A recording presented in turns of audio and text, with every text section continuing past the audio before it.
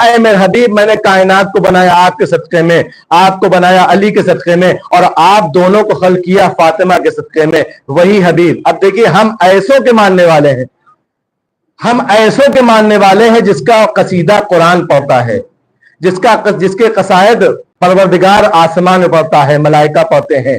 تو جب اللہ نے اہل بیت کے قصیدے پڑھے ہیں، اللہ نے اہل بیت کے فضائل بیان کیے ہیں، تو وہ رسالت مآب اس نے ان کے چاہنے والوں کے کتنے قصیدے پڑھے ہیں، ان کے چاہنے والوں کے بارے میں کیا کہا ہے۔ صلوات پڑھیے، انشاءاللہ حدیث آپ کے سامنے پیش کرتا ہوں۔ اللہم صلی علی، ایک مل جل کر جیتی جاتی تو صلوات پر اس سے لگے کہ آپ سننا چاہ رہے ہیں، اس سے بہتر مل جل کر صلوات پڑھیے تاکہ مجھے حوصلہ مل جائے۔ لہذا اب رسالت مآب کی حدیث سنیے۔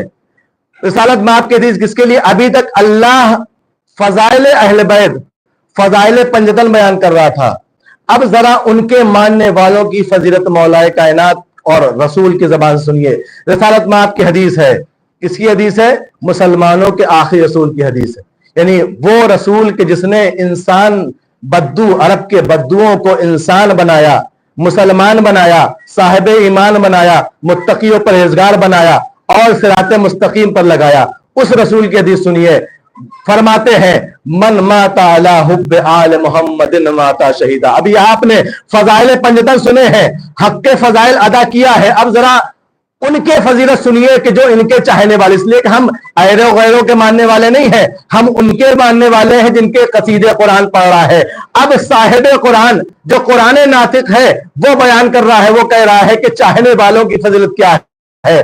من مات علی حب آل محمد ماتا شہیدہ، اگر محبت اہل بیت پر، محبت اہل بیت رکھنے والا اگر مر جائے تو وہ مردہ نہیں ہے بلکہ شہید ہے۔ جو محبت اہل بیت رکھ کر اس دنیا سے گزر جائے، اس کو اگر بستر پر بھی موت آ رہی ہے، اپنے گھر کی چارپائی پر بھی مر رہا ہے، اگر دل میں محبت اہل بیت ہے، قسم خدا کی وہ شہید ہے۔ یہ رسول کے الفاظ ہیں عزیزان گرامی۔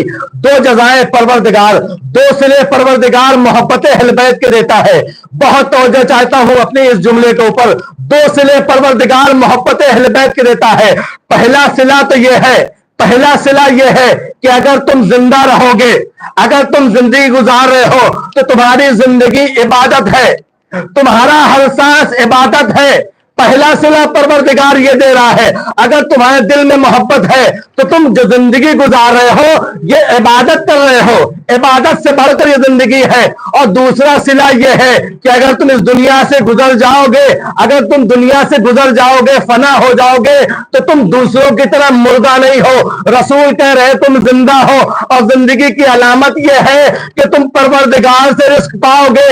اب میں دلیل آپ کے سامنے پیش کرنے جا رہا ہوں، دلیل حدیث سے نہیں بلکہ حدیث کی دلیل قرآن سے دوں گا۔ قرآن فرماتا ہے وَلَا تَحْسَبَنَّ الَّذِينَ قُتِلُوا فِي سَبِيلِ اللَّهِ أَمْوَاتًا بَلْ أَحْيَاءٌ عِندَ رَبِّهِمْ يُرْزَقُونَ۔ جو راہ خدا میں مر جائیں انہیں مردہ گمان بھی نہ کرنا، ارے وہ زندہ ہے اور اپنے پروردگار کی جانب سے رزق پا رہے ہیں۔ اس کا مطلب یہ ہے کہ محبت اہل بیت مردہ ہونے کی علامت نہیں ہے بلکہ زندگی کی علامت ہے۔ ایک صلوات پڑھ دیں محمد والے محمد۔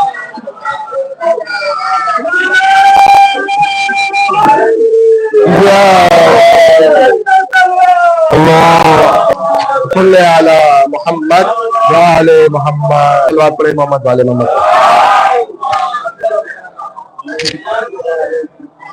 زندگی کی علامت ہے، زندہ ہی وہ ہے جن کے دل میں محبت اہل بیت ہے، اور اگر محبت اہل بیت کے بغیر کوئی جی رہا ہے تو وہ چلتی پھرتی لاش ہے، وہ زندگی نہیں ہے۔ اس میں اور مردے میں کوئی فرق نہیں ہے، مردہ بستر پہ پڑا رہتا ہے، آپ چلتی پھرتی لاش ہے۔ محبت اہل بیت انسان کے اندر زندگی، وہ قوت، وہ روح، وہ وجدانیت پیدا کرتی ہے کہ اگر آپ مر بھی جائیں گے تو زندہ ہے، اور اگر بغیر محبت اہل بیت آپ جی رہے ہیں تو آپ کی زندگی مردہ سے بدتر ہے۔ ایک صلوات پڑھ دے محمد والے محمد۔ یہی وجہ ہے کہ امام حسین علیہ السلام نے صرف مرنے کا پیغام نہیں دیا ہے بلکہ